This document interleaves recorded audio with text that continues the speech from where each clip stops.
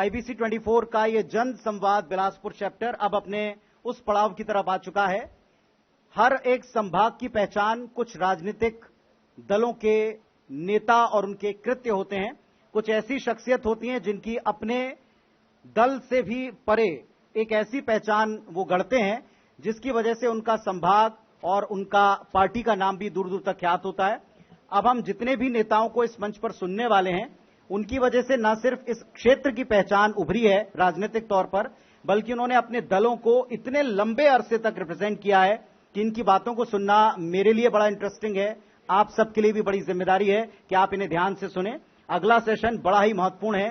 दो ऐसे सीनियर नेताओं को हम इस मंच के ऊपर कॉल करने वाले हैं जिनको आप जरूर ध्यान से सुनना चाहेंगे, क्योंकि जब जब ये कुछ कहते हैं कान लगाकर पूरा मीडिया सुनता है और जब हम सुनते हैं तो पूरे प्रदेश को भी सुनवाते हैं।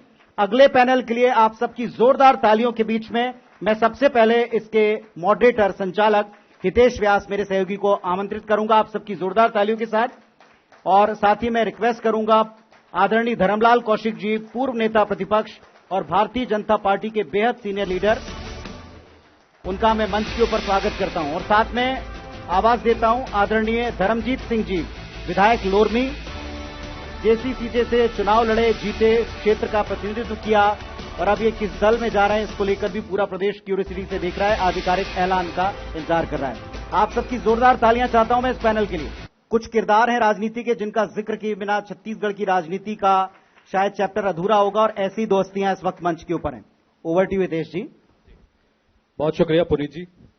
जैसा कि पुनीत जी ने बताया कि कुछ शख्सियत राजनीति की ऐसी होती है जिनकी वजह से उस इलाके की पहचान होती है। और अगर हम ये कहें कि बिलासपुर संभाग की सियासत की अगर जब भी चेहरे की बात होती है कुछ चेहरों की, तो धर्मलाल कौशिक जी, धर्मजीत सिंह जी का नाम उसमें सबसे ऊपर आता है और ये आप लोगों की अपनी उपलब्धि भी है।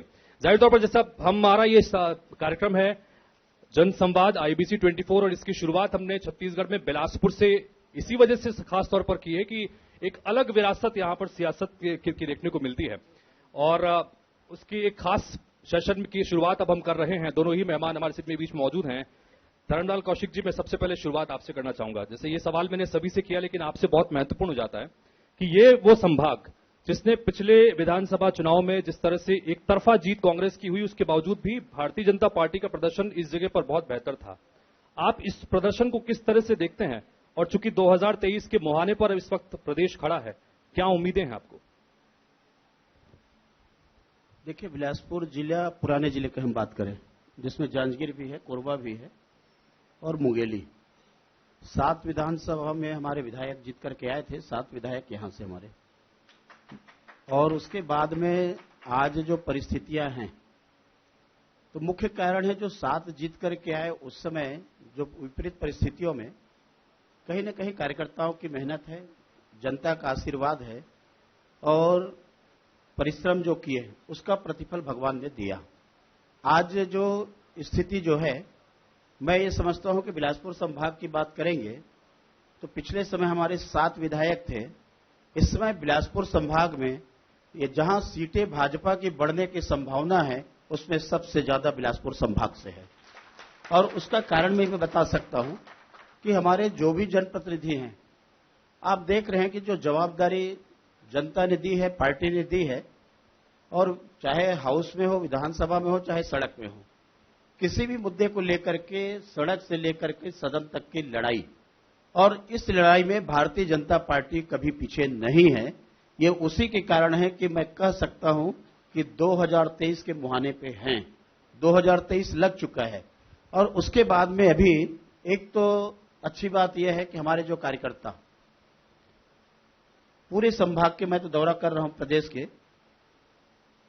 जब सरकार के समय में जो स्थिति थी आज उससे अच्छा स्थिति हम लोग महसूस कर रहे हैं कार्यकर्ताओं के बीच में। क्योंकि 4 साल, पौने 5 साल में इस सरकार को भी लोगों ने देखा है, कार्यकर्ताओं ने भोगा है। ऐसा कहीं नहीं है कि जहां हमारे कार्यकर्ता के ऊपर एफआईआर नहीं हुआ है।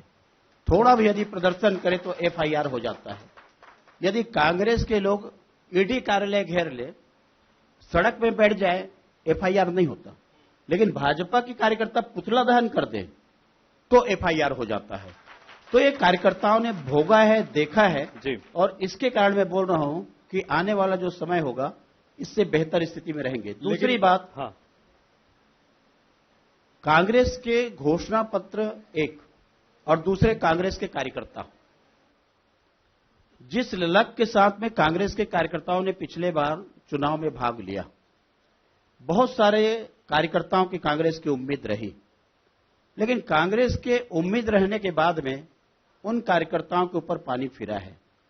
जो ललक के साथ में जो काम किए, आज वो ललक कांग्रेस के कार्यकर्ताओं में भी दिखाई नहीं दे रही है, क्योंकि कुछ चुनिंदे लोगों को लाभ मिला और चुनिंदे लोगों को लाभ मिलने के कारण में बाकी कार्यकर्ता अंदर से कितने नाराज हैं। कौशिक साहब, यहां पर तो सरकार भरोसे का सम्मेलन कर रही है और कह रही है कि जनता में जबरदस्त भरोसा बढ़ा है, और आप जिस तरह से कह रहे हैं कि आपकी सीटें बढ़ेंगी, कांग्रेस कह रही है कि हमने पिछली बार 68 जीती थी, अभी 71 पर हैं, अब 75 पार करेंगे, इस पर क्या कहेंगे? देखिए, जिसके ऊपर भरोसा ना हो और विश्वास उड़ जाए, उसको अपना भरोसा बताने के लिए कार्यक्रम करना पड़ता है। जनता के बीच में जाकर के बता रहे पाटन में कि मैं भरोसे का, तो पाटन की जनता का भी विश्वास घटा, बाकी प्रदेश के लोगों को तो विश्वास घटा, लेकिन पाटन के जनता का विश्वास कहीं न कहीं भूपेश बघेल से हटा है, और इसके कारण में उनको अपने पाटन में भरोसे का कार्यक्रम करना पड़ रहा है। जी। आप देखे होंगे कि डॉक्टर रमन सिंह जी जब मुख्यमंत्री के 5वें साल के कार्यकाल में यात्रा निकालते थे, उस यात्रा में हजारों के तादाद में लोग स्वागत करते थे, और जसपुर से लेकर के, दंतेवाड़ा से लेकर के जसपुर तक निकल रहे हैं, लेकिन बताने के लिए हमारे पास उपलब्धि होती थी कि ये हमने काम किया, साहब आपके बीच में आए हैं, आपसे हम बातचीत कर रहे हैं। लेकिन भूपेश बघेल जी जो भरोसे का करते हैं, वो जो बैठा हुआ है ना, जो कपड़ा भगवा देख रहे हो, वो पहन के नहीं जा सकता, उसमें इतना भरोसा है। यदि वो रुमाल भी रखा है उस रंग का, तो नहीं जा सकते वहां पर। उनको ये लगता है कि जैसे उसको देखता है तो लगता है कि जैसे सांड को लाल कपड़ा दिखा दिया ना, वैसा ही भूपेश बघेल को पता नहीं भगवा से क्या एलर्जी है, और इसलिए वहां पर इतनी तैयारी कराते हैं। और कितना भरोसा है, मैं आपको उदाहरण बताता हूं। एक स्वामी आत्मानंद में जाएंगे, पहले से तय है कि उनको कैसे सिखाया जाता है कि आएंगे तो मुख्यमंत्री को कैसे आप सलूट मारना। एक आंगनबाड़ी कार्यकर्ता आंगनबाड़ी केंद्र में जाएंगे, एक स्वामी आत्मानंद में जाएंगे, एक कोई प्राथमिक स्वास्थ्य केंद्र में जाएंगे, और जाने के बाद में ताज्जुब तो तब है जब स्कूल बंद हो गए हैं, उसके बाद भी मुख्यमंत्री जाते हैं तो बच्चे मिल जाते हैं वहां। लेकिन तो ये जो भरोसे के आपने कहे ना जी, वास्तविक में जिस प्रकार से उन्होंने वादा किया, मेरे साथियों ने कहा, मैं रिपीट नहीं करूंगा, हाँ, लेकिन जिस प्रकार से जिस प्रकार से उन्होंने वादा किया कांग्रेस, और वादा करने के बाद में आज वो निभा नहीं पा रहे हैं, हाँ, और इसके कारण में भरोसे का उनको कार्यक्रम करना पड़ रहा है।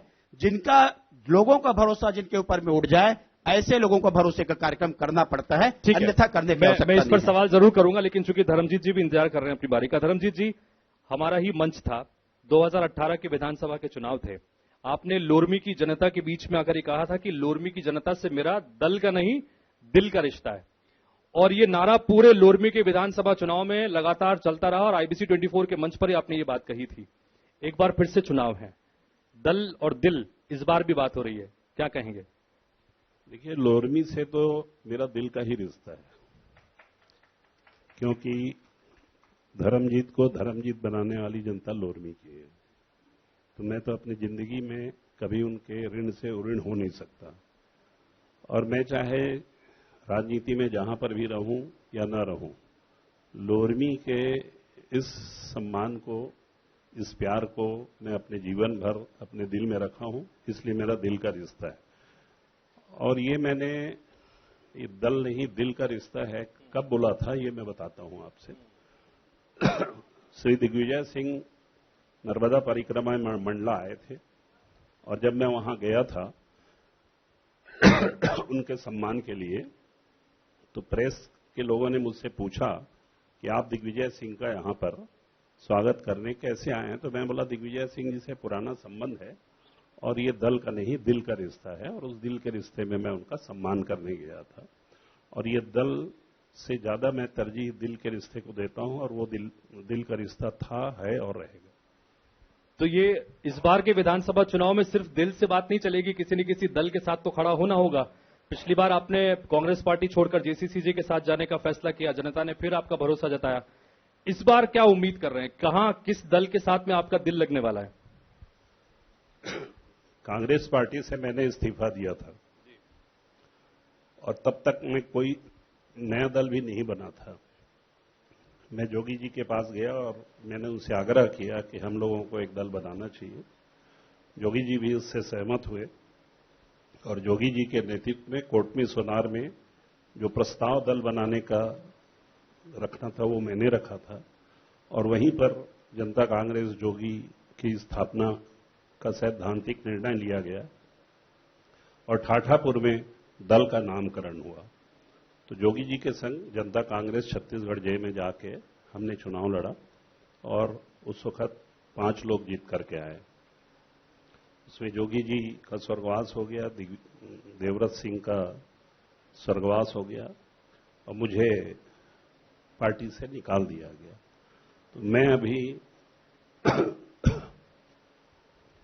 कुछ दिनों पहले एक बयान भी दिया था कि मैं अभी चौराहे में खड़ा हूं और मैं तय करूंगा कि मुझे कहां जाना है। और मैं आपको आश्वस्त करना चाहता हूं, सभी को बोलना चाहता हूं कि बहुत जल्द मैं अपना निर्णय लूंगा और मीडिया के समक्ष मैं मुझे जहां जाना है। इतना बड़ा मंच है धर्मजीत जी आपके सामने, पूरे प्रदेश की जनता आपको सुन रही है, अगर आप यहीं पर ऐलान कर सकें, क्योंकि जनता ही ये जानना चाहती है कि आखिर धर्मजीत जी के मन में है क्या।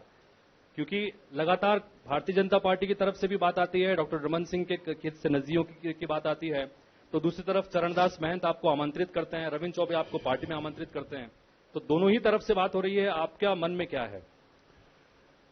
देखिए, कभी कभी बहुत ग्लैमरस मंच में बैठ के कोई पॉलिटिकल निर्णय नहीं किए जाते हैं।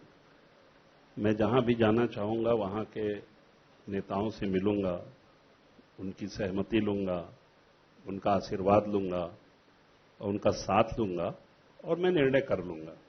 अब निर्णय के लिए बहुत ज्यादा देरी नहीं है, बहुत जल्दी निर्णय होने वाला है, मैं आपको बता दूंगा। और लोरमी से ही चुनाव लड़ रहे हैं या फिर किसी और विधानसभा क्षेत्र में जा रहे हैं? अब जब मैं जिस दल में जाऊंगा वहां तय होगा कि मुझे कहां से चुनाव लड़ना है। मैं अगर अपने गांव पंडरिया जाता हूं तो वहां चर्चा हो जाती है कि मैं पंडरिया से लड़ूंगा। लोरमी का मैं विधायक हूं, वहां से चर्चा होती ही है। रास्ते में तखतपुर पड़ता है तो वहां के बारे में तो जरा ज्यादा तेज चर्चा हो जाती है। तो चलिए, आपके संग में कम से कम एक ऐसा व्यक्ति तो बैठा है जो मैं यहां से वहां तक कहीं से भी हो 3-3 क्षेत्र में मैं लड़ने की क्षमता तो रखता हूं। कहां से लड़ूंगा वो बता दूंगा। तो तखतपुर वाला मेरा अगला सवाल था, आपने उसका हिंट पहले ही उसमें दे दिया। बहरहाल कौशिक जी, मेरा आपसे सवाल है, बिल्हा विधानसभा क्षेत्र की बात करते हैं। 1998 में आप जीत कर आए और 2003 में जब उसके बाद 2000 में राज्य बना, 2003 में आपको हार मिली और उसके बाद एक तरह से एक सिलसिला चल पड़ा बिल्हा में कि 5-5 पंचवर्षीय योजना के तहत जनता अपना फैसला सुनाती रही। कभी शेराम कौशिक जीतते रहे, कभी आप जीतते रहे। तो ये बड़ी पंचवर्षीय योजना जिस तरह की चल रही है, तो एक बार फिर से चुनौती आपके सामने, इसको किस तरह से देखते हैं? देखिए, इस बार उस समय हम हारे तो हमारी सरकार थी, अपेक्षाएं ज्यादा थी।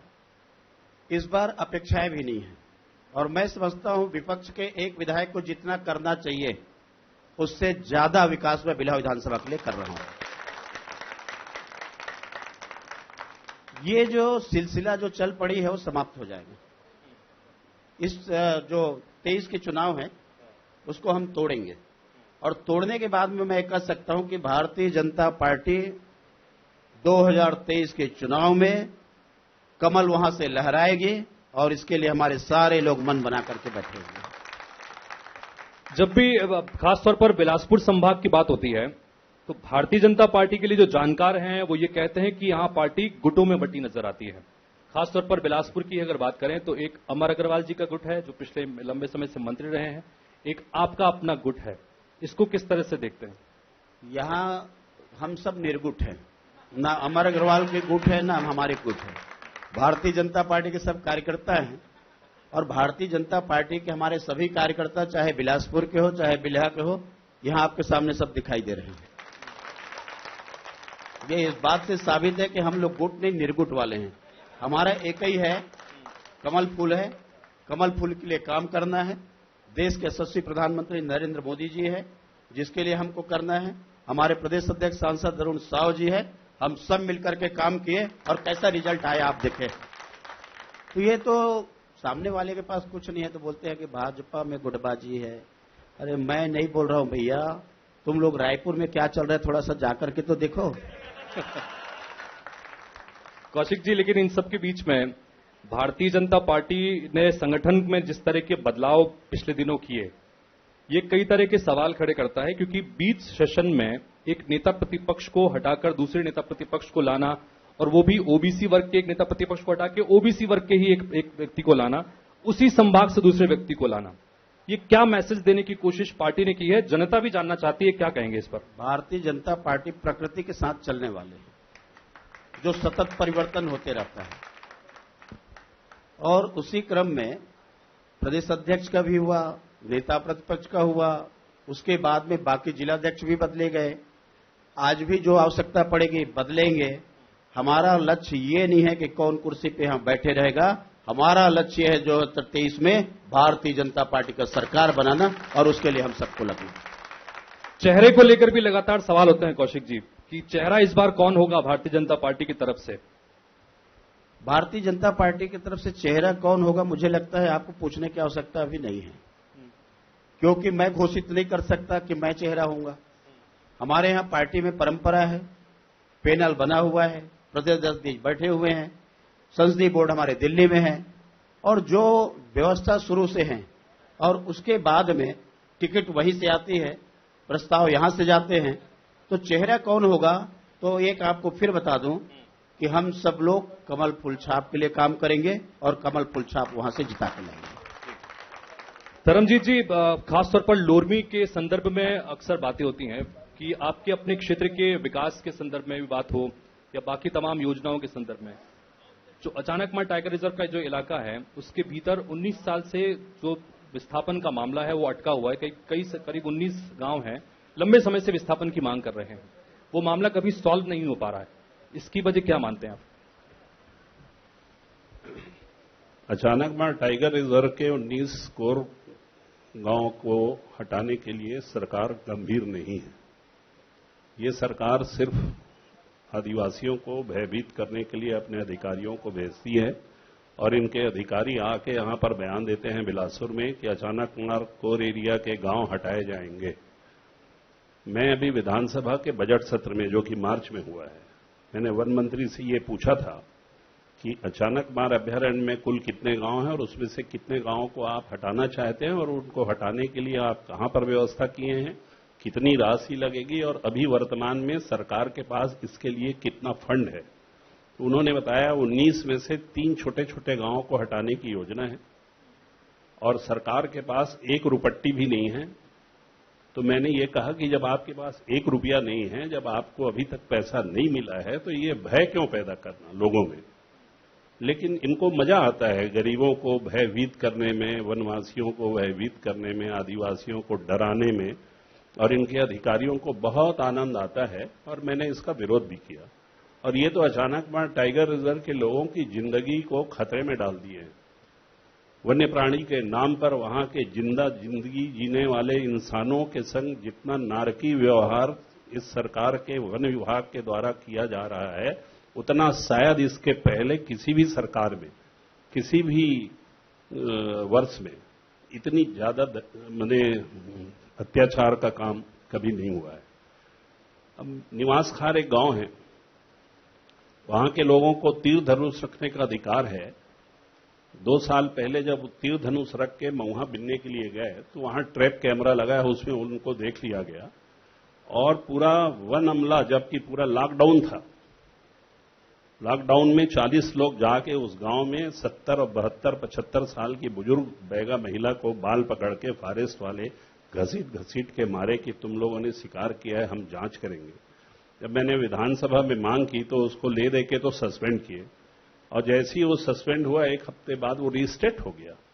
मतलब हमारे मुंह में तमाचा था और उन आदिवासियों के मुंह में तमाचा था, जो हम विधानसभा में उनकी आवाज उठा करके उनको हक दिलाने का प्रयास कर रहे थे। तो ये तो हाल है। अभी रास्ता बंद कर दिया गया अचानक में टाइगर रिजर्व का रास्ता भी बंद। यही मेरा सवाल है कि ऐसी स्थितियां हैं क्यों, क्योंकि सालों से हो रहा है और ये बैगा आदिवासी जनजाति के लोग हैं जो विशेष संरक्षित जनजाति है, उसके बावजूद अगर ये लोग विस्थापन का इंतजार ही कर रहे हैं तो इसके पीछे क्या वजह है, किसको कारण मानते हैं? डॉक्टर रमन सिंह के समय में 5 गांव विस्थापित होकर के खुड़िया के पास बसाए गए हैं। ये एक गांव 4 साल 4.5 साल में न बसा पाए हैं और न उनके लिए पैसे का इंतजाम कर पाए हैं, न उनके लिए कोई कार्य योजना बना पाए हैं। तो अब ये क्यों नहीं हो रहा है, इसको तो वही बताएंगे जो सत्ता में बैठे हैं और जो बड़े बड़े होल्डिंग और विज्ञापन में छप रहा है कि ओहो वनवासियों का इतना भला हो गया, ये हो गया, वो हो गया। ये तो वो बताएंगे ना, मैं क्या बताऊंगा। मैं तो आवाज उठा सकता हूं, मैं विधानसभा में उनकी आवाज उठाया, मैंने वो गांव में दुर्व्यवहार करने वाले रेंजर के खिलाफ भी आवाज उठाया, मैंने अचानक मार के विस्थापितों की भी आवाज उठाई, वहां जो काम नहीं होने दिए जा रहे हैं उसका भी आवाज उठाया। अब आपको इससे बड़ी बात और कुछ नहीं बता सकता कि एक प्रोफेसर खेरा जिन्होंने अपनी पूरी जिंदगी वहां के लोगों की, बच्चों की सेवा करने में, आदिवासियों की सेवा करने में लगाई, उनके निधन के बाद जिस कुटी में वो रहते थे, मैंने 10 लाख रुपया विधायक निधि से दिया कि इसको खेरा स्मृति कुटीर बना दिया जाए, लमनी में है। मैं 10 लाख दे के और 1 साल तक इंतजार करते रहा। वन विभाग के अधिकारियों ने वहां कुछ भी नहीं बनने दिया। सांसद जी भी 5 लाख रुपया उनकी मूर्ति के लिए दिए थे, तो मूर्ति तो खैर बन गई, लेकिन वो अभी भी लिपटा हुआ है सांसद जी, उसको एक दिन चल के थोड़ा समर्पित करना है। लेकिन 10 लाख रुपया जब उस भवन के निर्माण के लिए नहीं दिए तो मुझे मजबूरी में उस पैसे को वापस बुलाना पड़ा और 20 लाख रुपया का मैंने खुड़िया में प्रोफेसर खेरा की स्मृति में एक पर्यटन कुटीर बनवाया। तो ये हाल है, जो अपना जीवन समर्पित कर रहे हैं उसको भी आप उसकी मेमोरी के लिए भी जो पैसा देते हैं वो काम नहीं होने देते। अरे कहां है भैया, अचानक मार में शेर कहां है ये बताओ। एक अभी कहीं से रेस्क्यू करके लाए हैं, बिना गांव वालों से पूछे छोड़ दिए हैं, वो भी पता नहीं किसी दिन निपट जाएगा यहां पे। वहां पर जंगल में मोर नाचा किसने देखा, जो चकाचक है सब चल रहा है और ये सब बड़ी बड़ी बात यहां होते रहती है। हाँ। मैं हाई कोर्ट जाऊंगा, रास्ता बंद किए हैं ये लोग केवची से लेके गोबरी पाट तक का। हाई कोर्ट ने उस रास्ते को खोला था और हाई कोर्ट के आदेश को भी सुपरसीड करके एक कमेटी ने, जो वन वाइल्ड लाइफ कमेटी है, उसने रास्ता बंद करने का आदेश दिया है। मैं उसके खिलाफ हाई कोर्ट जाऊंगा। तो आपकी नाराजगी कुल मिलाकर जो है इस सरकार से ज्यादा है। पिछले सरकार में आप कह रहे हैं कि काम कम से कम कुछ तो हुआ था। सुन तो लेते थे। अरे हम तो विरोध में है ना, विरोध में क्या है, बोलने ही का तो काम है, हम बोल रहे हैं, वो लोग सुन लेते थे। मैं तो कई बार बोला कि आप भाई अब खुड़िया में गेट खोल दो। अब देखिए कितना दुर्भाग्य है, पूरा अचानक मार टाइगर एरिया का 99% एरिया मुंगेली जिले में आता है और उसका गेट है बिलासपुर जिले में। बिलासपुर जिले में है, वहां से कोई आपत्ति नहीं। मैंने कहा खुड़िया में एक गेट खोल दीजिए, तो भारत सरकार का क्या क्या कायदा कानून पढ़ के बता दिए नहीं खुल सकता। अरे क्यों नहीं खुल सकता। मैं अभी गया था हैदराबाद मल्लिकार्जुन, वहां पर एक रास्ते में टाइगर रिजर्व पड़ता है, वहां सड़क बन रही है, बस चल रही है, कार चल रही है, ढाबे हैं, सब है, वो भी तो टाइगर रिजर्व है। तो कुल मिलाकर आपकी बात और आपके दर्द से ये हमें एहसास हो रहा है कि आप भारतीय जनता पार्टी की तरफ जाने वाले हैं। इस तरह का विचार आपका हो रहा है, क्या कहेंगे इस पर? नहीं देखिए, मैं अपना निर्णय 2 महीने के अंदर ले लूंगा जी, और मैं कोई चीज प्रीमेच्योर बात करता नहीं जी। पूरी मैच्योरिटी से जब मैं बात कर लूंगा तभी मैं बात करूंगा। कौशिक जी क्या कहेंगे इस पर? कौशिक जी हमारे मित्र हैं, वो तो हमारे लिए अच्छी भावना ही रखते हैं, कोई हमारे सहनाओं हैं। इनका हमारा किस्सा भी बता देता हूं। धर्म कौशिक जी का जब कोई बयान छपता था तो उसमें मेरी फोटो आ जाती थी अखबार में, और कभी कभी मैं इन्हीं के पार्टी के खिलाफ बयान देता था तो इनकी फोटो छप जाती थी। तो धर्म संकट होता है। 2 नेता हैं इस प्रदेश में, धर्म कौशिक और अमरजीत भगत। अमरजीत का बिल मेरे खाते में जुड़ जाता था, मेरे खाते का बिल उनके खाते में जुड़ जाता था छत्तीसगढ़ भवन में। तो अमरजीत, धर्मजीत, धर्म कौशिक, धर्मजीत, तो हम लोगों का है, तो उनसे भी दिल का ही रिश्ता है। कौशिक जी स्वागत के लिए तैयार हैं आप लोग? ऐसा है, जो निर्णय लेने वाले हैं हमारे मित्र भी निर्णय लिए नहीं है, और वो क्या निर्णय लेंगे समय बताएंगे और हम भी यही रहेंगे, आप भी यही रहेंगे। चलिए, मैं चूंकि जनसंवाद है और जनता से जुड़े मुद्दों को भी यहां पर रखना है, उस लिहाज से 2023 के विधानसभा चुनाव बहुत महत्वपूर्ण भारतीय जनता पार्टी के लिहाज से भी हैं। कांग्रेस पार्टी इस पूरे चुनाव प्रचार अभियान को, भरोसे के सम्मेलन की बात तो हम कर ही रहे हैं लगातार, उनकी योजनाओं के जरिए वो कहते हैं कि हमने ग्रामीण अर्थव्यवस्था को मजबूत करने के लिए काम किया है, हमने कई तरह की योजनाएं की हैं, जो हमने हमारा जन घोषणा पत्र लेकर आए थे उसमें से मैक्सिमम वादे पूरे कर लिए हैं, खुशहाली है, किसानों की जेब में पैसा है। इसको किस तरह से देखते हैं? ये जो एक जो सेटअप करने की कोशिश की है, ये कितना चुनौतीपूर्ण रहेगा बीजेपी के लिए? चलिए, मैं आपको उनके घोषणा पत्र की आपने बात की, वो लोग पूरे कर लिए। दुर्भाग्य क्या है, जो घोषणा पत्र समिति के अध्यक्ष थे वो टीएस बाबा थे, और जो घोषणा पत्र क्रियान्वयन समिति जो बना उसमें टीएस बाबा उसके मेंबर भी नहीं है। तो जो घोषणा पत्र बनाए, आज क्रियान्वयन आया तो जो घोषणा पत्र के जो बनाने वाले हैं उनको रखा नहीं गया, और जो रखे गए हैं कितने घोषणा पत्र है, बिंदु है, यही उनको नहीं मालूम। तो इसलिए शराब की बात सब करते हैं, मैं शराब की बात नहीं कर रहा हूं। उस समय 10 लाख पंजीकृत बेरोजगार थे, जिनको उन्होंने कहा था कि मैं इनको 2500 रुपए या उनको काम दूंगा। आज जो है 18,79,000 पंजीकृत बेरोजगार रोजगार कार्यालय में दर्ज है, और उसके बाद मुख्यमंत्री का पता नहीं कौन सा मापदंड है, 0.01 छत्तीसगढ़ में बेरोजगारी की दर है, और 10 लाख से 18,79,000 रोजगार कार्यालय में दर्ज हो गया है, जिसको हमारे युवा साथियों ने बेरोजगार कार्यालय घोषित करके आए हैं। दूसरी बात, वास्तविक में मैं कुछ आंकड़ा आपको देना चाहता हूं। सेनाओं बैठे हमारे, एक आपको याद होगा बड़ा बड़ा होल्डिंग लगा था कि 4,65,000 लोगों को नौकरी दिया गया, आप भी देखे होंगे उसको। 4,65,000 नौकरी दिया गया। मैं विचार किया कि मध्य प्रदेश बनने छोड़ने के बाद में हमको कुछ तो वहां विरासत से मिला। डॉक्टर साहब 15 साल में कुछ किए होंगे, और 4,65,000 यदि ये नौकरी दिए तो कम से कम 10 लाख 12 लाख की संख्या आनी चाहिए। मैं जब आंकड़ा लगाया, विधानसभा में क्वेश्चन लगाया, एक बिलासपुर में कार्यक्रम हुआ, तुम्हारे मुख्यमंत्री जी बहुत गर्व के साथ बोले कि 5 लाख लोगों को हमने नौकरी दिया है। राहुल गांधी जी आए तो उनको कहा कि 3,80,000 को नौकरी दिया है। मैंने कहा मुख्यमंत्री जी, आपका बहुत सारे सुने हैं, विधानसभा में तो बता दीजिए। विधानसभा में उन्होंने बहुत प्रयास करके बताया, बहुत उम्दा होकर के 20,000 लोगों को नौकरी दी है। मैंने कहा कि उसमें 2018 का काट दीजिए, तो 16,000 को आपने नौकरी दिया है। मैं बोला, वो होल्डिंग आप हटाएंगे कि आपका गोबर का उपयोग हमको करना पड़ेगा? वो होल्डिंग हट गई। लेकिन तो मैं आपको जो उनके भरोसे का है ना, आप मेरे को समय नहीं दे रहे, मैं उनका 3-4 भरोसा तोड़ देता हूं। 3-4 भरोसा उसका टूट जाएगा तो आपको समझ में आ जाएगा। धान, ये बात करते हैं कि धान की हम खरीदी किए खरीदी, किसके भरोसे? जब से कांग्रेस की सरकार बनी और बनने के बाद में अभी जो धान की खरीदी हुई है, 16 लाख करोड़ रुपया राज्य सरकार ने दिया है, 73,000 करोड़ रुपया नरेंद्र मोदी का है उसमें। 2 साल का बोनस बचा है आप लोगों का? ये तो कांग्रेस ने अपने घोषणा पत्र में डाला है कि 2 साल का बोनस भाजपा वाले नहीं दिए तो हम देंगे करके। लेकिन घोषणा तो आपकी सरकार ने की थी। अरे यही बात मैं आपको बता रहा हूं, जो आप बोले ना कि घोषणा पत्र को पूरा कर दिए, मतलब 2 साल का बोनस उन्होंने दे दिया, शराबबंदी हो गई, 10 लाख लोगों को नौकरी दे दिया, मंडी टैक्स छूट हो गया। मैं गिनाऊंगा तो 36 में आपका पूरा गिना दूंगा मैं। और एक बार मुख्यमंत्री जी से मैंने विधानसभा में गिनवा दिया था, उन्होंने कहा कि हमने 24 पूरा किया। मैं बोला आप बताइए, ऐसा गिनना, वो बोल रहे थे, मैं गिनना शुरू किया, 7 तक पहुंचे। और उसके बाद मैंने कहा कि बगल में अधिकारी दीर्घ है, पर्ची ले लो, पर्ची, और पर्ची ले लोगे तो आपको पता लग जाएगा।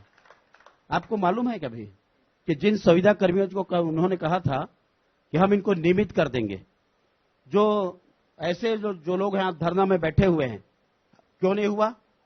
आज तक ऐसा उनका विभाग सक्रिय है मुख्यमंत्री जी के कि जो एजी का उसमें रिपोर्ट आना है, अभिमत आना है, 4.25 साल में एजी का अभिमत नहीं आया उनके रेगुलर करने के बारे में।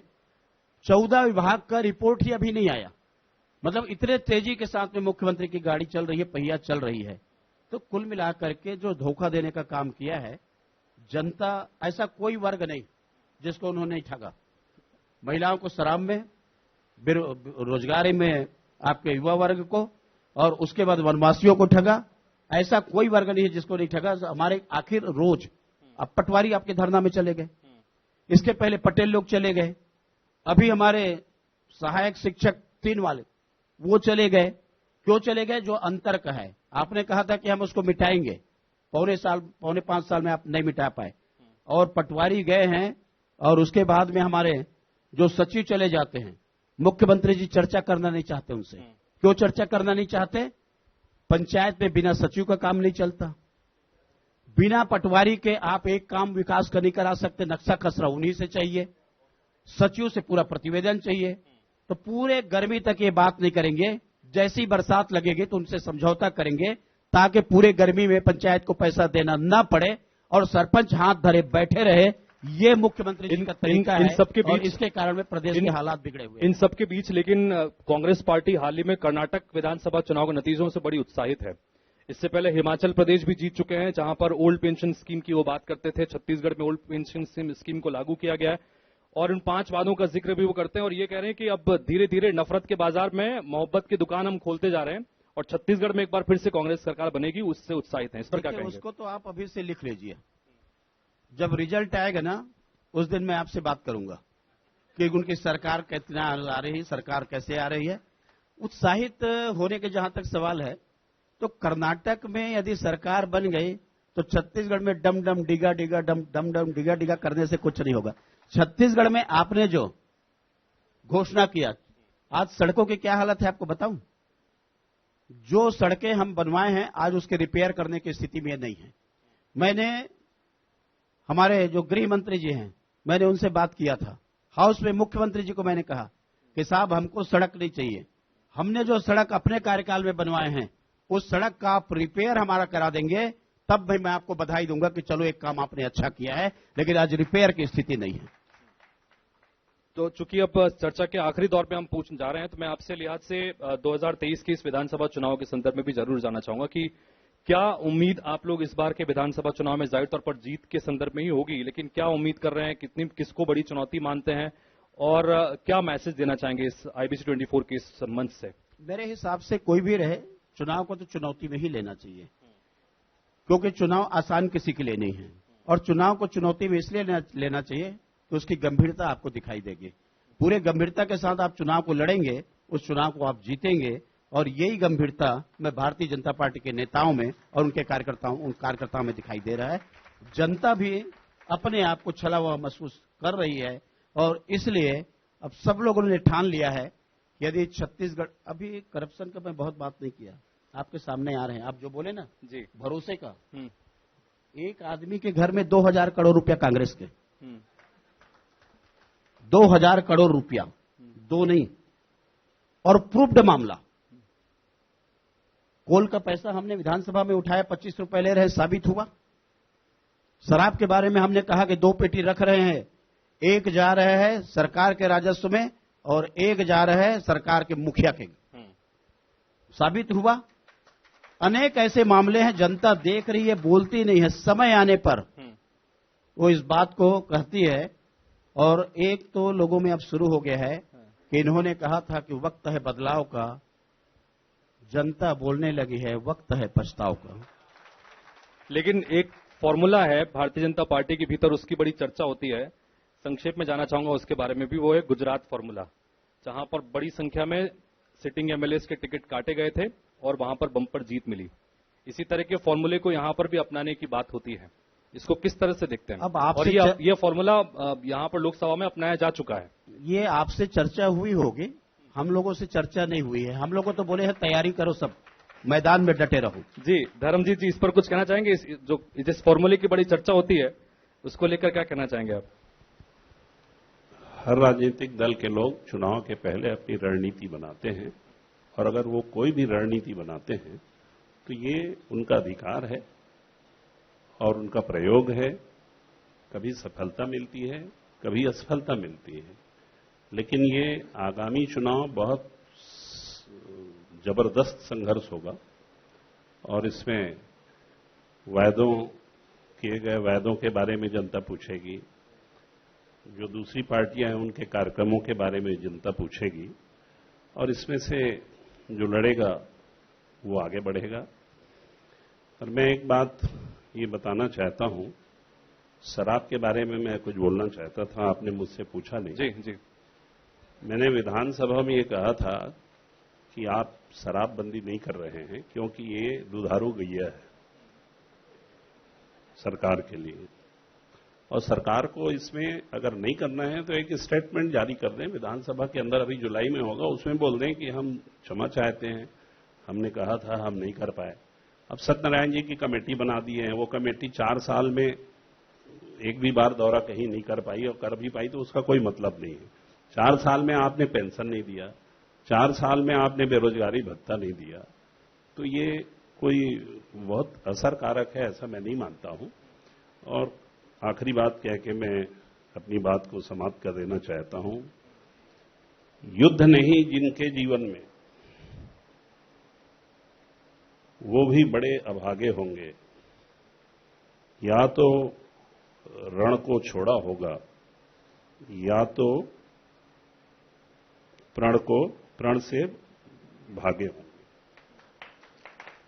ये भागने से काम नहीं चलेगा, जनता के बीच जाना है और पूरी तैयारी से जाना है। और ये तो रणभूमि है, कहां क्या हुआ उसका यहां वैसे ही होगा ऐसा सोचना भी गलत है, और यहां क्या होगा वहां से कंपेयर करना भी ठीक नहीं होगा।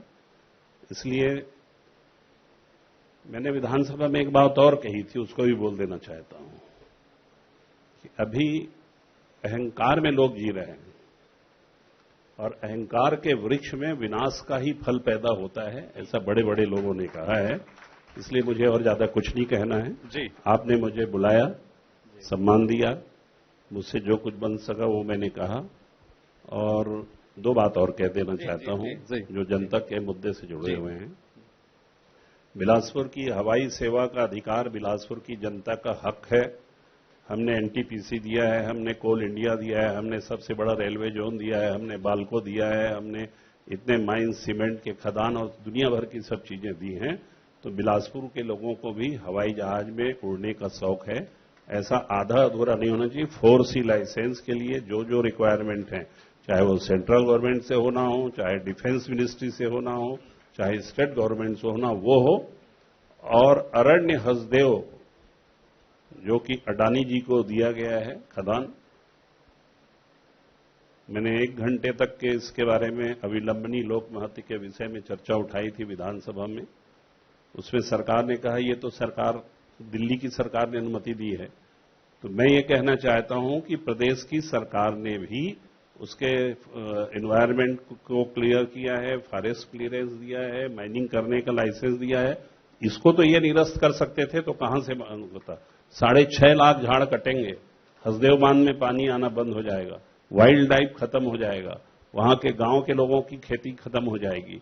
तो ये प्राणवायु है, ये फेफड़ा है छत्तीसगढ़ का, इसको बचा के रखने के लिए आपके चैनल से मैं अपील करता हूं कि वहां पर खनन नहीं होना चाहिए। चलिए इसी पॉजिटिव नोट के साथ, चूंकि सभी कोई भी दल किसी का भी हो, और बात अगर बिलासपुर की हो रही है, संभाग की हो रही है, तो विकास की दिशा में सभी पूरी जिम्मेदारी के साथ आगे बढ़ें, ये बहुत महत्वपूर्ण बात है। और आरोप प्रत्यारोप का सिलसिला जाहिर तौर पर अपने तौर पर रहता है, और जिस तरह से एक बात निकल के आई कि हर राज्य की अपनी एक सियासी तासीर है, और उसी रियाज से यहाँ की जनता भी तय करती है कि किसको चुनना है, किसके बातों में दम है। ये आने वाला वक्त बताएगा। फिलहाल आप दोनों को शुभकामनाएं भी और धन्यवाद भी।